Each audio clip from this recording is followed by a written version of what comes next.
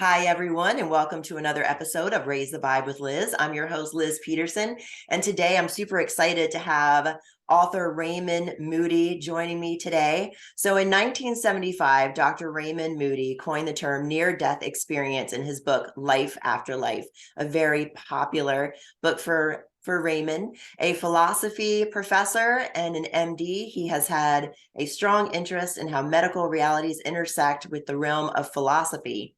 Throughout his 5-decade career, he has explored themes related to death, dying, and grief. In his book, Glimpses of Eternity, he discusses the phenomena of shared death experience. He writes about his inquiry into past lives in his book, Coming Back, and shares methods for evoking the dead from ancient Greece to modern times in his book, Reunions.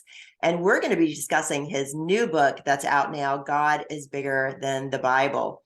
Raymond, welcome to the show. Thank you so much, Liz. I'm just really so delighted to have this opportunity to talk with you. Yeah, I'm so excited to have you. So let's jump right into your new book, God is Bigger Than the Bible. And this book, you lay out right in the beginning of the book that it's not the biblically based God, that you're talking about. This is rather differentiating God from the Bible. So explain your title and what drove you to write this book, Raymond. Well, to start with that, I was not from a religious background. My dad was a combat, like a medic in the Pacific Theater in World War II. Yeah, imagine what he saw. And, I put it together later that he just must have been turned off by religion, by what he saw. But anyway, the way it manifested in my life, that I was free of church. I went 3 times to the Presbyterian church when I was 12. I guess Dad was having a midlife thing, but that was it for me.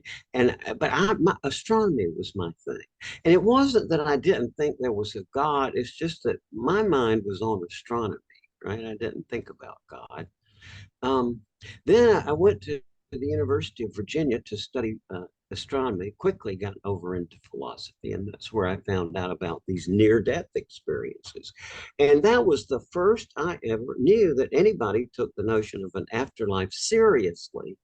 My main, association to it was a Jack Benny movie.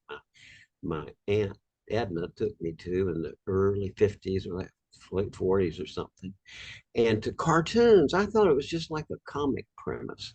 So there I'm reading Plato, who immediately became my hero. Just reading a few pages into the Republic, I'm booked. I'm going to be a philosophy major.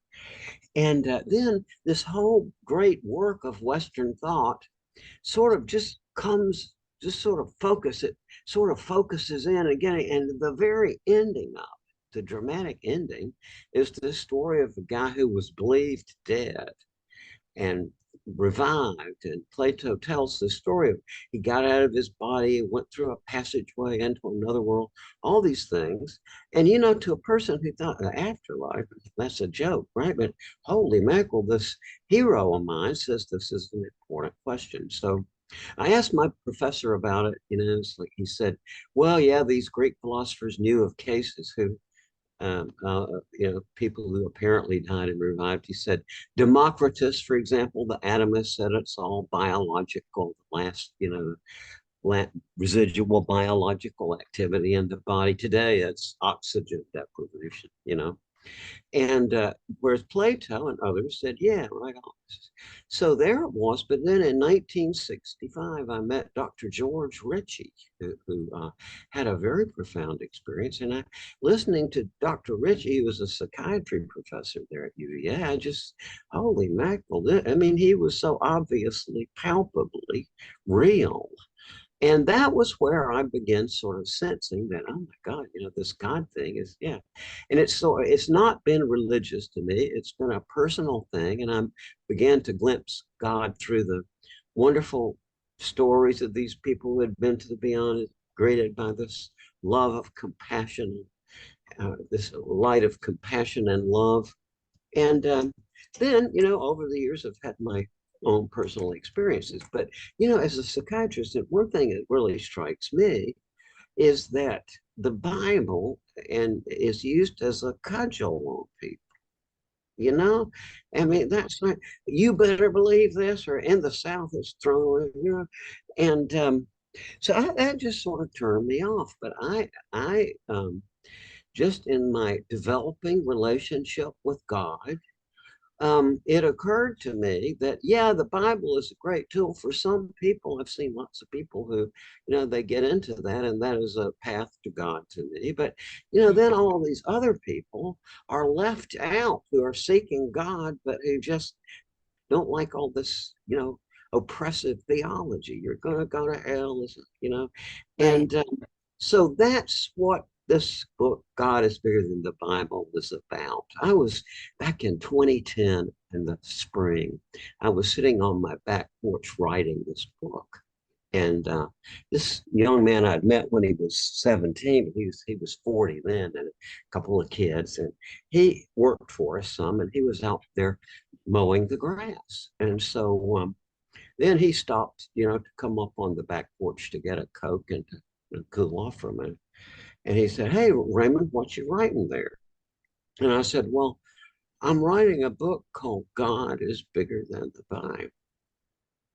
And really, he did just like that.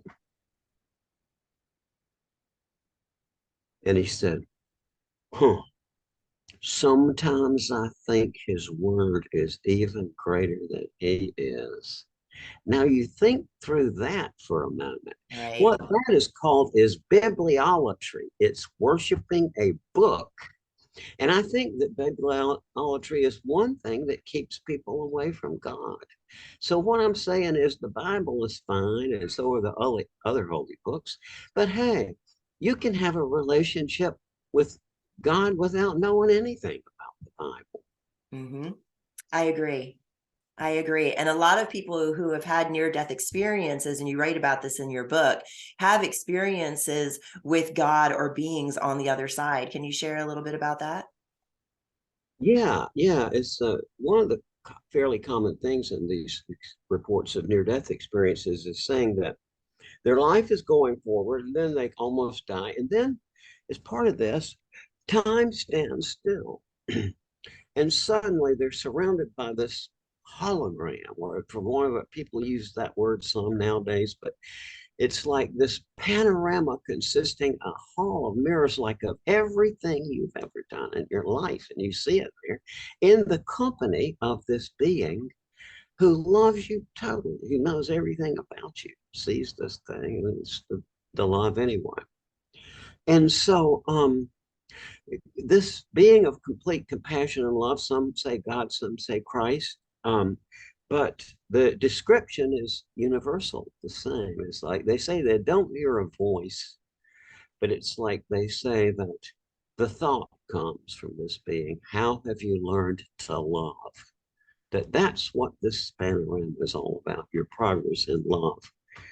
Mm. And also, people say that which I know that folks out in Utah have been aware of this for a long time, because I lectured out there at the Marriott Center in 1977 to 10,000 and some people. But these students came back from their old family records back into the 1800s.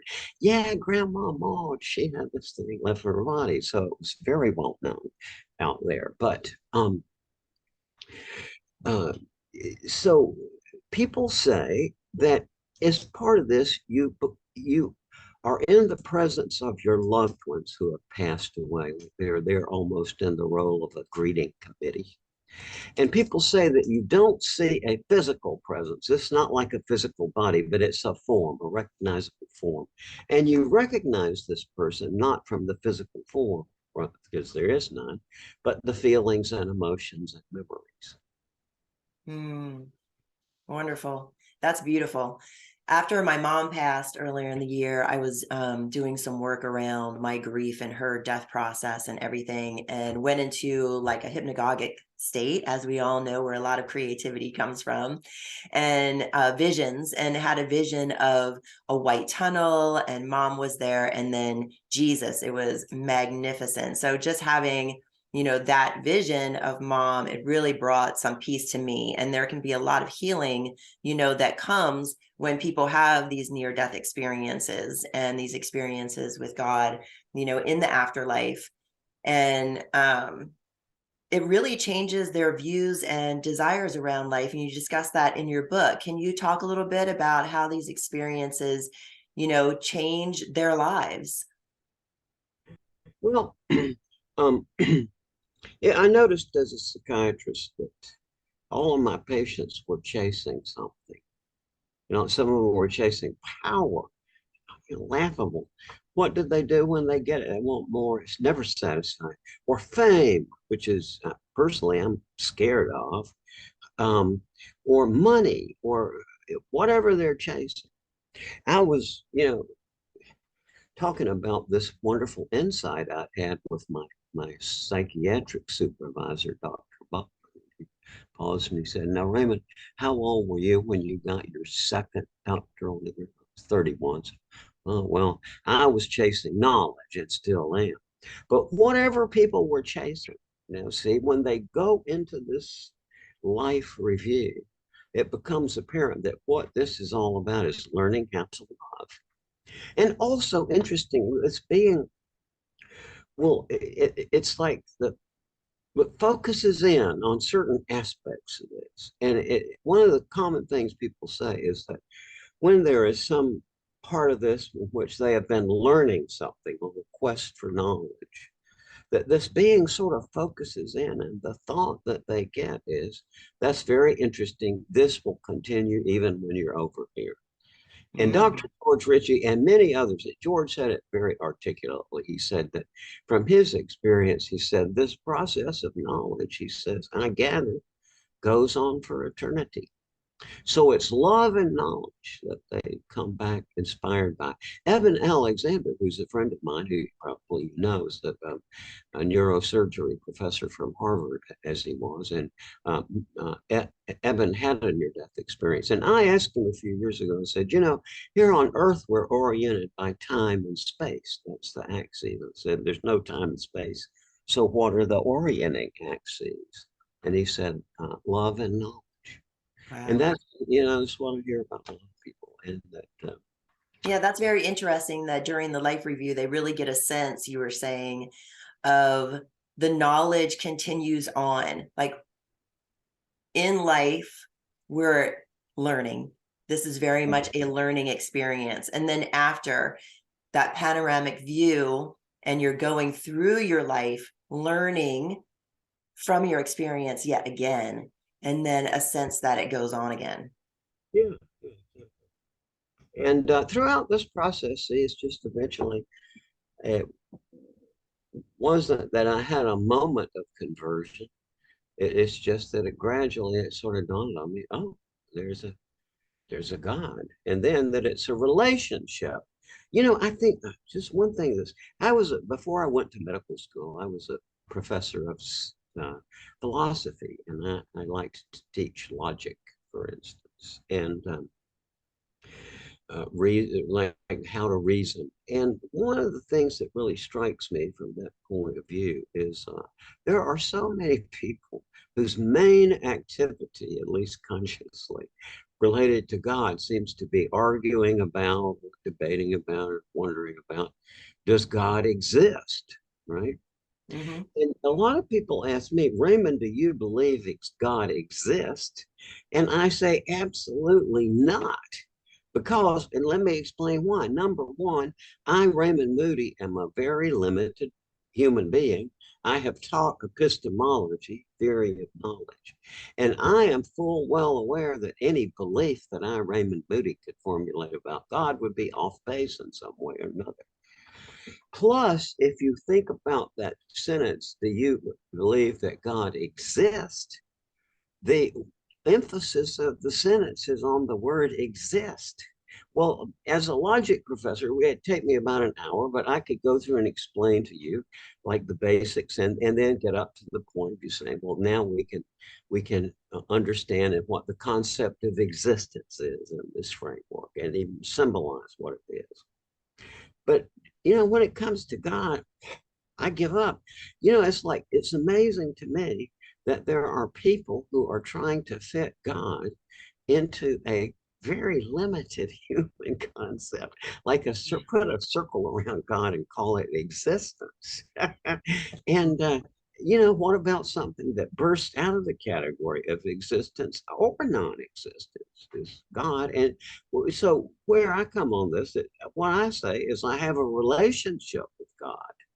So that's the big thing. I think one thing about religion that is often an actual impediment to people to getting to God, because it puts all these beliefs and rituals and stuff in between.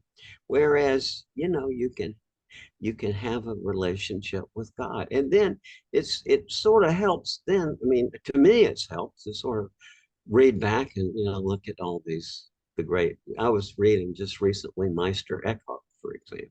Mhm. But that helps. That helps because I see there are a lot of people who are in the same situation I was. That I can't be religious. I'm sorry. To me, it's just a social thing. And I'm not social. I got positively offended in 1963. Even Aristotle, for the first time, I love Aristotle, but he made the statement. And I'm sorry about the sexist language, but this was 2,500 years ago. He said, um, "Man is a social animal." He was a biologist, so he looked at some animals are like sparrows, they're social. And others, like orangutans, are not social, solitary. And so, as in that sort of process, man is a social animal, and that I see what his reasoning. But just a minute here, there are exceptions. Like I'm the kind of person who, going to a party, I want to find the darkest corner and hope nobody, you know, comes up to talk to me and and I mean I Sometimes. like one-on-one is great, but social stuff, no, it's a great act that I do when I lecture in public. I have to put myself into another space. I Mhm. mean, I was a forensic psychiatrist working in a maximum security unit with people like you read about in the National Enquirer. Wow. and and it was um, an experience which left you with a sort of residual uncertainty about the guy you see walking down the street towards you, if I know what I mean. So, yeah. Yeah. I like how you pointed out how our own human mind, our own parameters of belief and experience can really box in um, how we can envision God to be, that Yes. it's much larger than we can even fathom, I think, and often have discussed that myself. Yeah. I think you're so right. I think the experience of looking through a telescope at the age of 7 or 8 was an experience which I was so fascinated and still am in astronomy. The web, oh my God, it's out there, the planet finder now. It's like, wow. So, those are major, not just scientific, but spiritual developments. In the long run, they really are. We got a thing out there that's now looking for habitable planets. And so I remember, because I was curious even as a kid. It's always driven by curiosity. And so that night I realized, well, I'm never going to know much of anything, but it's so much fun to try. You can't help but try. Yes. If you're a person driven by curiosity. But and so I'm comfortable with being overwhelmed. Being, far beyond my ken. And Mhm. so from that sense, but God is, yeah, sure, okay. And it's like it's like that. It's like I'm not going to know anything really much in my life. And that similarly, I sense this presence out there who is partakes of that in the sense that I had a personal experience. I was at a time of troubles. It was summer of 91, 92. And it was just, one periodic woe is me kind of thing. And all of a sudden, God, it just there God was. And of course, everybody, excuse me, Sure, no problem.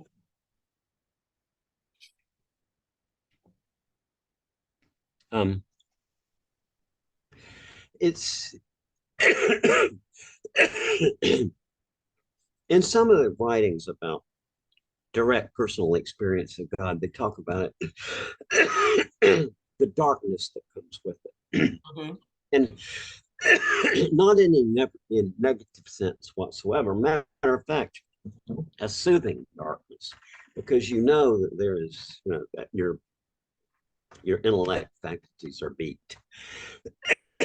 But this is a far beyond anything of intellect. Yes.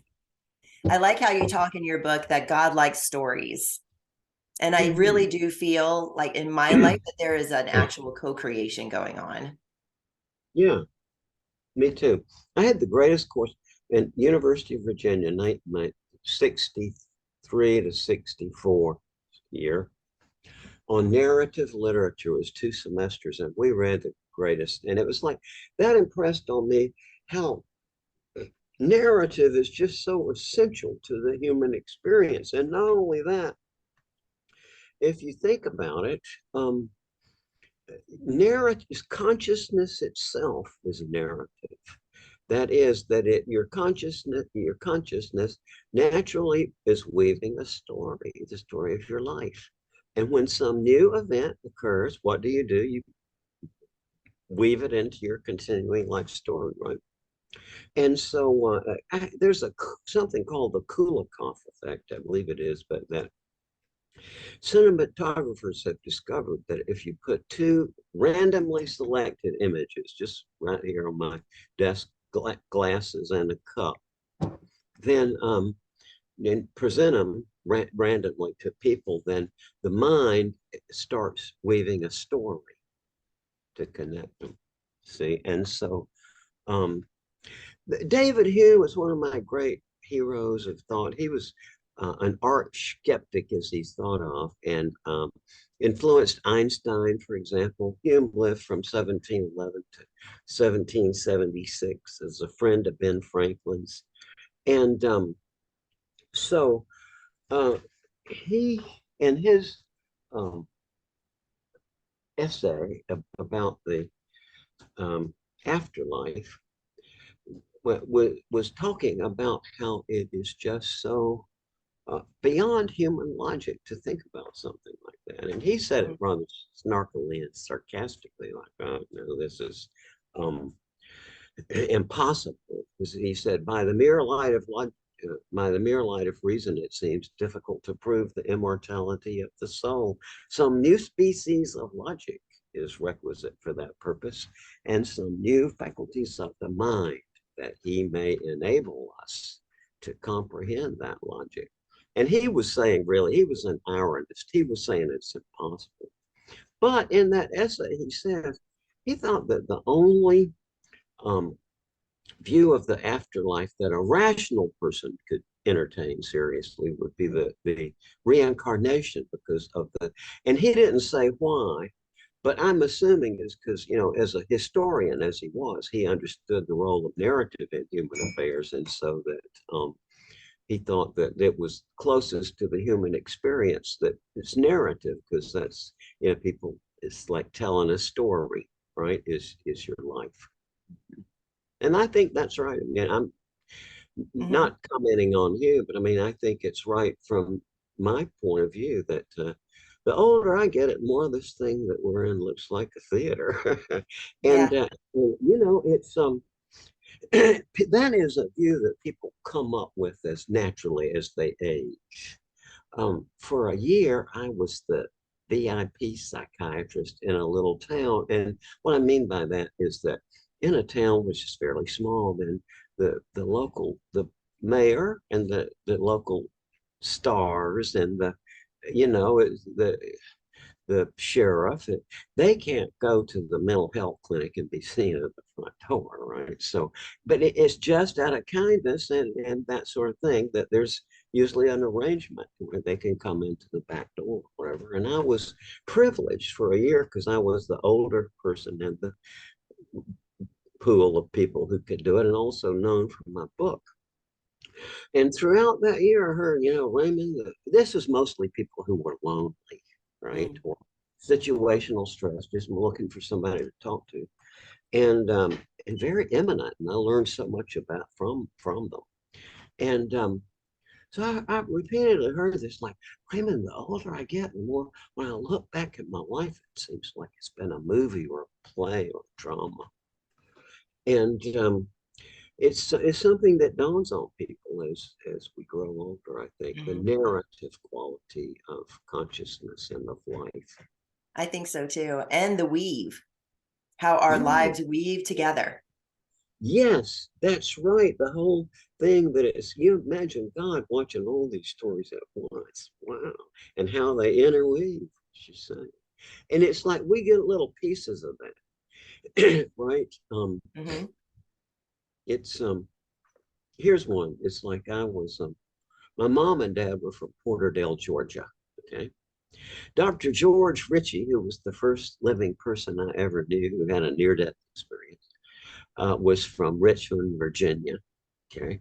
And George's experience took place at Camp Barkley, Texas in December 1943 when he was pronounced dead of double lobar pneumonia. Now, I heard Dr. Ritchie in 1965, obviously the way it inspired my life. Then in 74, I'm so sorry. It's okay. In 74, um, I wrote my book. Just before it was published in 75, I called Dr. Ritchie, first contact in all those years, and asked him if it's okay if I could dedicate my book to him. That was the only connection during all that time.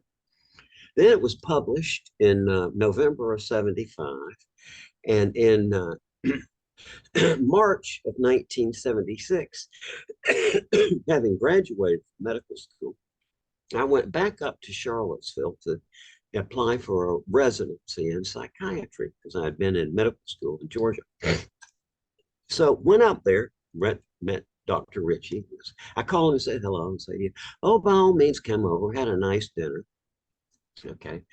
Next day, my went back to Macon, Georgia, where my parents were keeping my kids, and just mentioned to Dad casually that night before, my wife and I had been there with Dr. Ritchie, who was the first person, and by then Dad had heard a tape of Dr. Ritchie's experience. And this is what he said.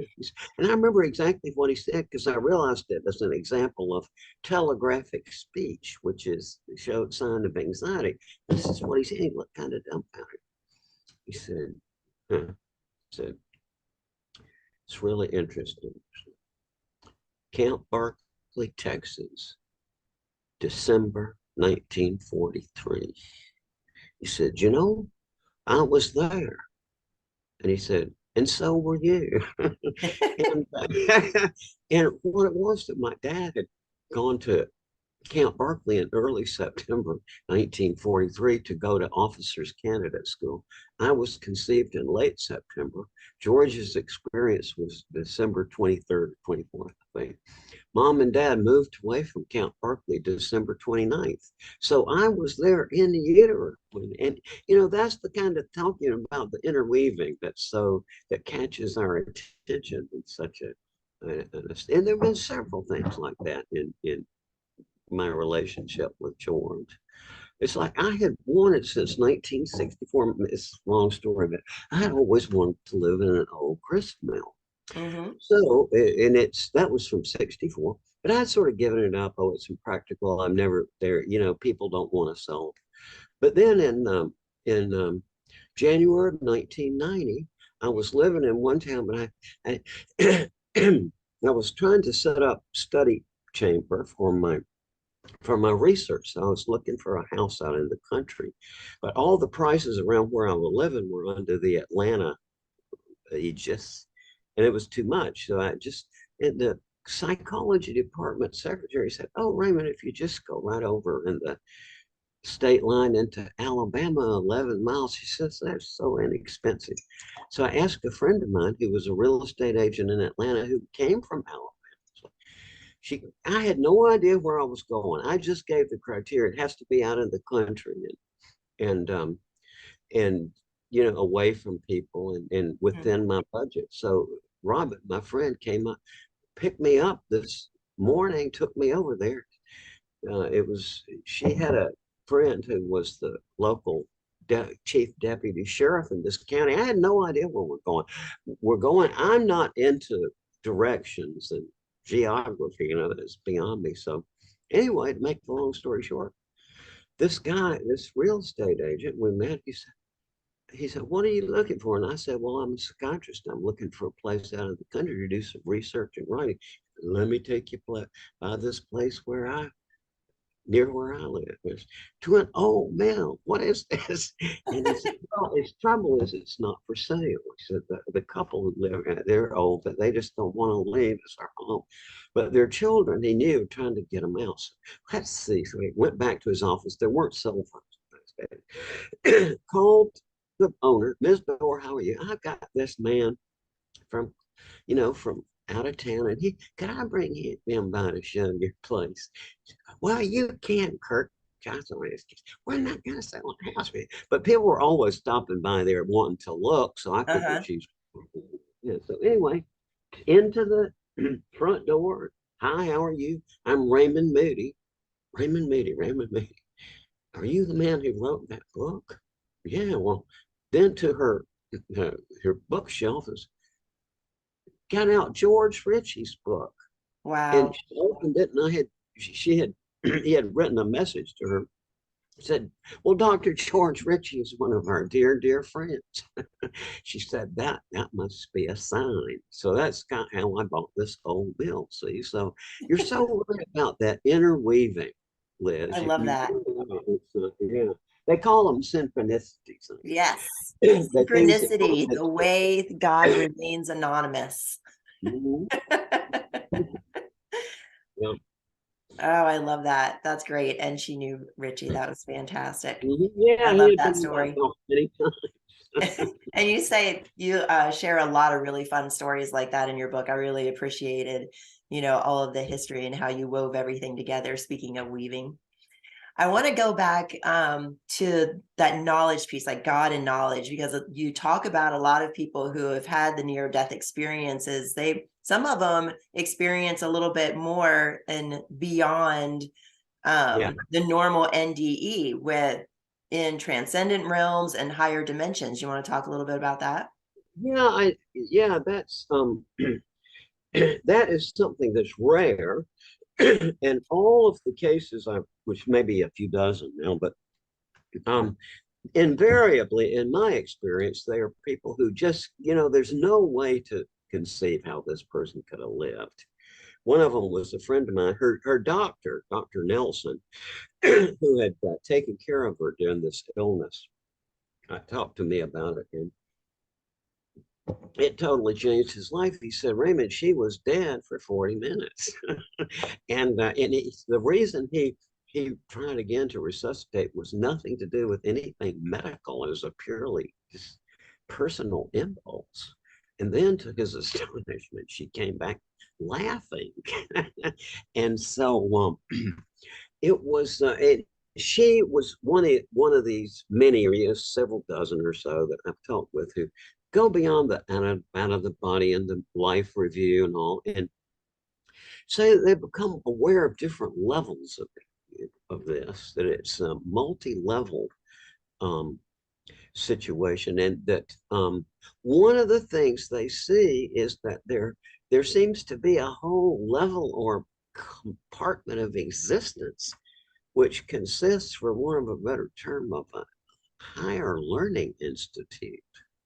And it's like George Ritchie, who saw this too. He said, "You're trying to imagine Caltech and MIT and Harvard and Yale and Princeton, all of them squeezed into one, and you can't even begin to imagine this," he said. He said Mhm. he sort of became aware of one area of that into that state of existence that you could compare to a library.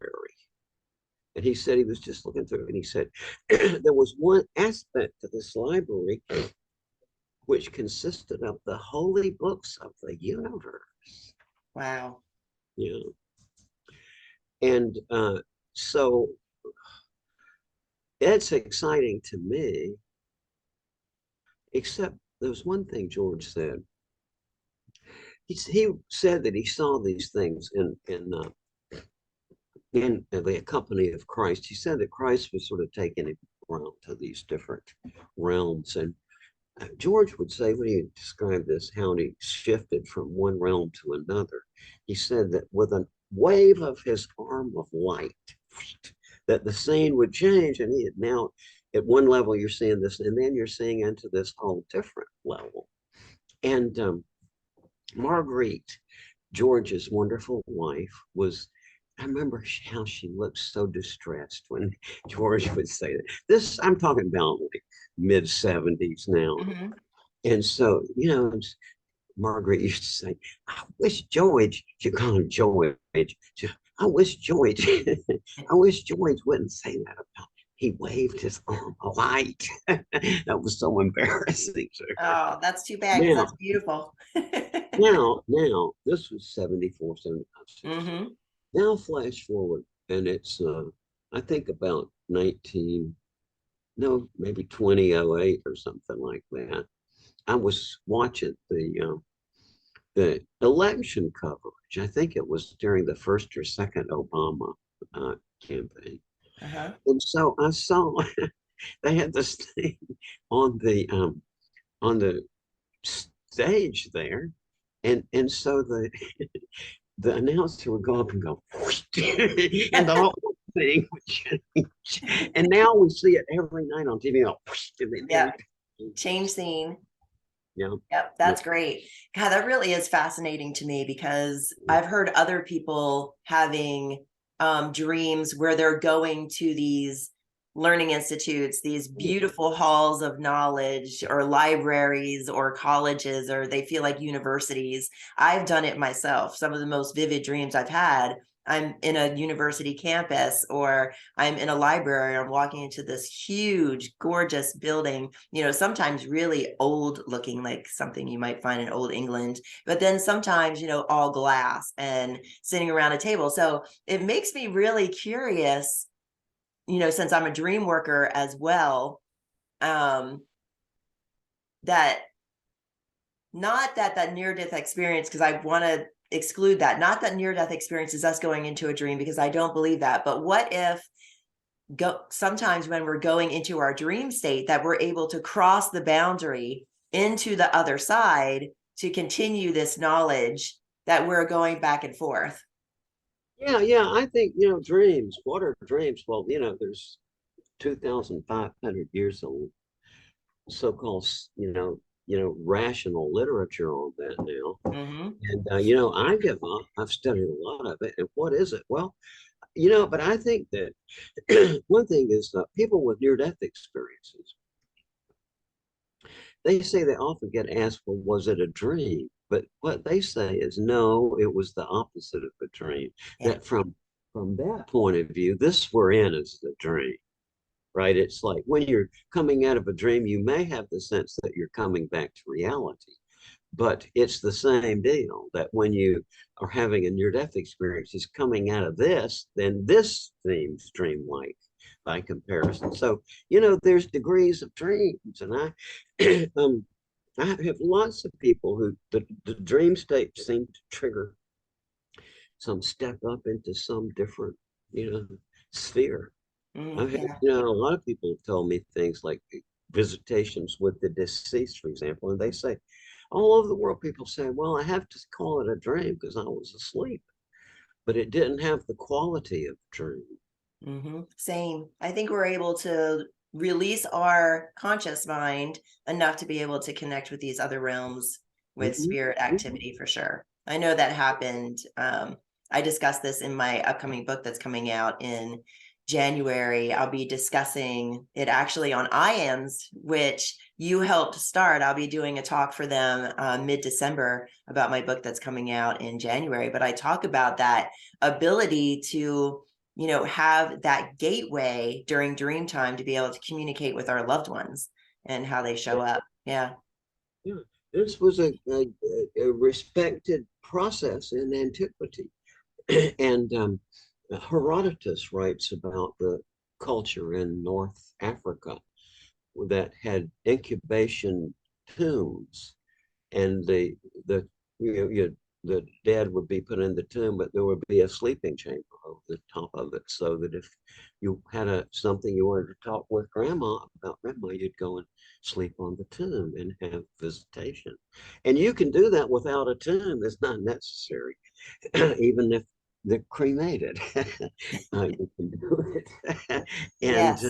it's it's the old method that was I read about it in Paracelsus. So I knew it was in medieval Europe, but it's gotten over to the US and certain areas in the Midwest. It somehow came over, but it's the process of writing a letter to your loved one and spilling out your feelings and your questions and putting it under your mattress and then just forgetting about it. And very often that will trigger a visitation where again these people say, yeah, I had to say it was a dream because it's I was asleep. It wasn't a quality of a dream.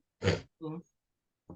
I had an experience too after mom passed away where I knew that, it was me in the dream, but it was not me, by my clothing, about 1940s, 50s clothing and the scenes that were going on, in the house. And then okay, I can't get in the house and where are my clothes and stuff like that. And the communication of like, that maybe the passing isn't going as well, like as we dream that passing can go sometimes, being stuck in that transition state.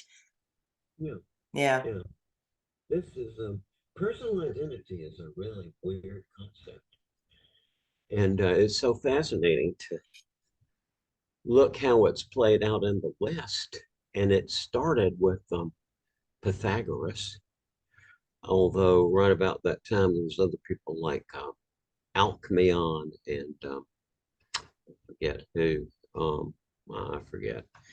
Um, Pherecydes, who were onto it. But it was like essentially Pythagoras, who stated and articulated the notion of the immortal soul, which then Plato took up. And then it got official, so you could be burned alive, I guess, for not subscribing to it. Yeah. But then in the 1500s, Thomas Hobbes pointed out the conceptual difficulties. What are you talking about? An immaterial, immortal soul. What does that even mean? And he raised questions of intelligibility. Then Locke kind of reformulated it in the next big philosophical generation. And he linked it to the consciousness and to your memories as the personal identity. But then you get up to Hume and he said, well, when I look inside of me at what is most intimately me, I give up. I can't find anything. It's always, I just see the impression of the moment, and it's not any underlying thing. And, a lot of psychologists in these days have taken up that in spirit, kind of, or maybe not in Hume's way of looking at it. But the self is an illusion. So, but I say, what you are is your story. What my personal identity is my story. The Yes. chain of events and experiences that started with my birth, which is documented. And yours too. So, Yes. And then you have those children that are born with stories from past mm, lives, as you discuss in one of your previous books. yeah, yeah. I have two wonderful kids that we adopted at birth, and Carter is Mexican American by heritage. My wife was the first person to hold him. The obstetrician just put him into our arms. He's the sweetest person in the world now, 24, and Awesome. still at home. Right. And then Carol Ann is 22 now, Native American Blackfeet Indian. Same deal. We just adopted her at birth. And both of them. Another thing I got to say, my wife and I, we don't talk about life after death. We talk about what's for dinner, the homework, what's on the movies, the phone bill. But so and we didn't take these kids to religious things. And Mm-hmm. they found out that I had written that book, Life After Life, by looking me up on the internet. That's great. But both of them, and it just spontaneously related where they were before, but in such a way that I could not deny. I mean, holy mackerel. It's like Carter, when he was 5, we were watching the TV. I was flipping through the channels, flipped through what turned out to be the National Geographic channel. Carter became very animated. Dad, that's my village. Huh? Turned it back. It was the National Geographic documentary about village life in China. So Carter says, yeah. He said, yeah, that was where I was with my other mommy and daddy and brothers and sisters before I came to you and mommy. It was in China. And then also all these other things. He's always been drawn to China stuff. And like even we Cheryl and I had commented on how his initial attempts at utterance sounded like Chinese to us. Mm-hmm. But anyway, this one thing, he could tell I was incomprehending. And as though to orient me, he said, yeah. And then I was up in the trees looking down at you and mommy lying in the grass. And I know exactly what he's talking about. We were in Greece. We were tired out from the plane trip and way out in the middle of nowhere, not at one of these well-known sites. This was very remote. And the attendant there said, well, just go. He could tell we were tired. Just go over and lie in the grass and take a nap with these big trees around. And we were talking about adopting a baby. Wow. Carol Ann, the spring of 81 or 82, I was in my backyard swinging in the porch. It was late in the evening. I had 2 wonderful sons who are now grown on their own and had always wanted a daughter. And I just had this. My wife at that time, it was not good for her to have another pregnancy. She had had difficulties. So I don't know where this came from. I am so sorry about this. Okay. I am happy to redo this later if needed. It's fine. It happens. Mm. We're allowed and patient. But anyway, I'm sitting out there in this fantasy. I didn't set it up as a prayer.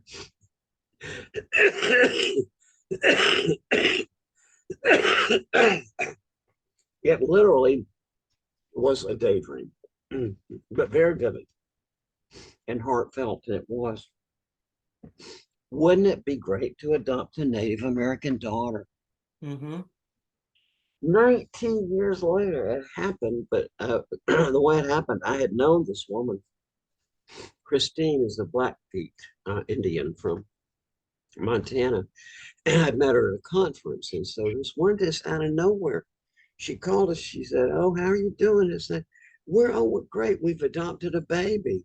She said, oh, I wish so much I had known you were looking because I work on the reservation.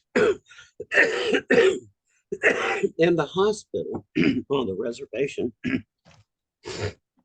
And I am the first person to find out when we need adoptive parents. By all means. So about a month later, your daughter is on. That's amazing. And I love how you share that story in the book too. When she Yeah. I really appreciate it. I thought that was a very sweet story.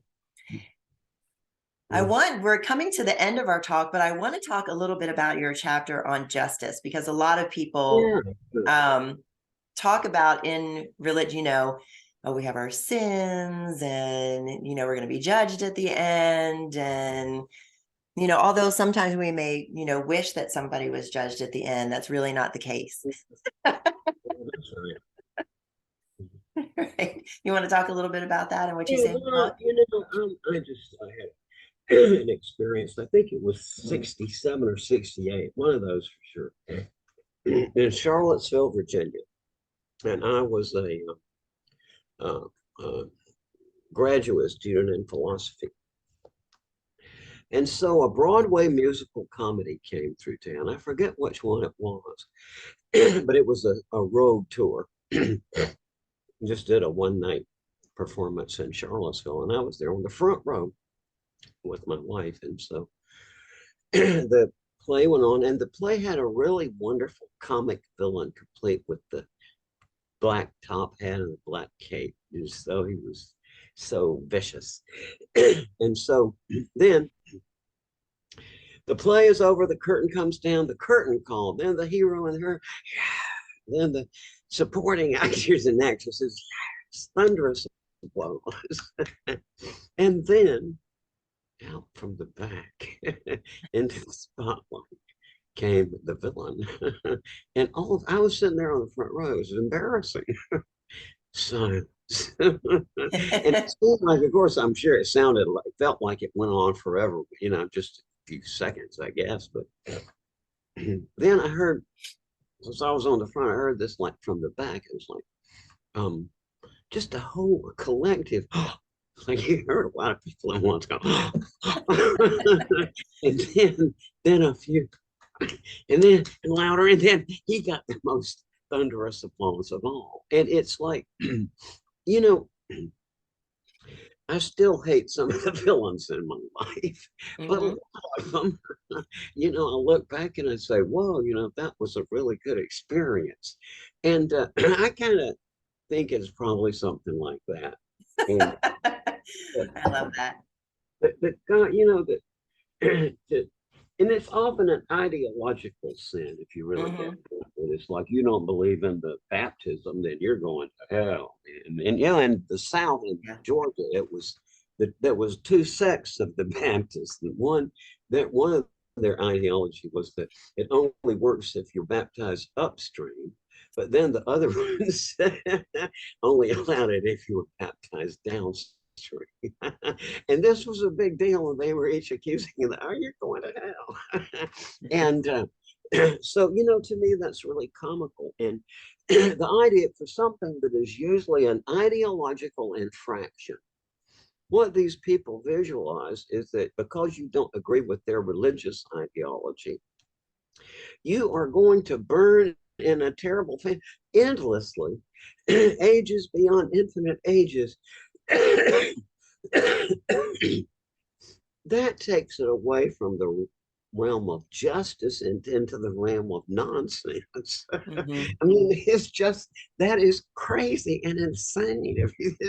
And it makes no sense. The whole notion of eternal punishment is like a self-contradiction. And so it's like, but I'm just sorry because I've seen a lot of those folks in my life, and I just look at them and I say, this is my impression as a psychiatrist. They are just enjoying the image of us burning in hell in their mind. You can tell how much they enjoy it. Oh, he's going to get his just desserts for not believing in the asmisement or whatever it is that they're hung up on. And it's like religion is often it's a mental illness in my opinion, or a social illness. And there are good religious people and good things come out of religion. Mm-hmm. And then the ideology part is just nuts in a broader sense. It's like trying to put God into some little constricted category of your own creation is just crazy. And I think people will eventually get enlightened out of that. They'll snap out of it. Yeah. Way bigger than what we can even imagine. Yeah. Mm-hmm. And our brains don't even have the capacity, I think, to No, imagine what it actually is. no, no. Yeah. Even these people with profound near-death experiences, your language only gets you so far. And Yeah. it's even with my experience of God that night. I I I can't describe it, but I had a personal encounter with God. Yeah. That's beautiful. Yeah. And felt that love and compassion. Yeah. Yeah. Yeah. Yeah. Mhm. Just palpable compassion and love and understanding. Beautiful. What is a pearl of wisdom that you would like to leave our guests with today around this topic? Well, it's something I've come through great pain in my life, and it's an insight into this life as it is. And I think that one of our big um, problems here is ego. And everybody says, "Yeah, yeah, I want to get rid of my ego." And I think I've pretty much gotten rid of my ego, which itself sounds like an egotistical statement, unless you take into account, and if I said, yeah, I cast off my ego, I burned the incense, I laid on the bed of nails, I went up to the mountain, that's ego. But I got to admit, when I got rid of my ego, is that I just almost killed myself with it. It was so bad. And my particular one was jealousy. Mm, And what I have seen about ego is, and I've made this statement all over the world, wherever I go, people say, oh, yeah. And this is a simple formula. Ego equals pain. If you think about it, anytime your ego is involved, it's always something painful, isn't it? yes. And so it's not some heroic spiritual thing to cast off your ego. It's just makes you feel a lot better. And I didn't do it out of will. I mean, it's just like finally popped out because it's like I mentioned to a Swami at a Hindu ashram a few years ago and said, you only need one. I said, one ego trip is enough. And he went, yeah, that's right. If you really play it out well, one is enough. You don't have to go from jealousy to grandiosity or some other. That it's like if you really study your ego trip, then one of them is That's awesome. Thank you, Raymond. I appreciate that. enough. Yeah. And thank you for joining me today. This has been a lovely conversation. I really appreciated having you. And thanks also for the people who are listening, if anybody did listen through my throat spasms. But anyway, so I just thank you all so much for tuning in. This is just great opportunity to talk to you. Thank Thanks, you. Raymond. Great. It was wonderful. And thank you everyone for joining us today. I'm Liz Peterson and this is Raise the Vibe. You can find me on Facebook, YouTube, and Instagram at Raise the Vibe with Liz.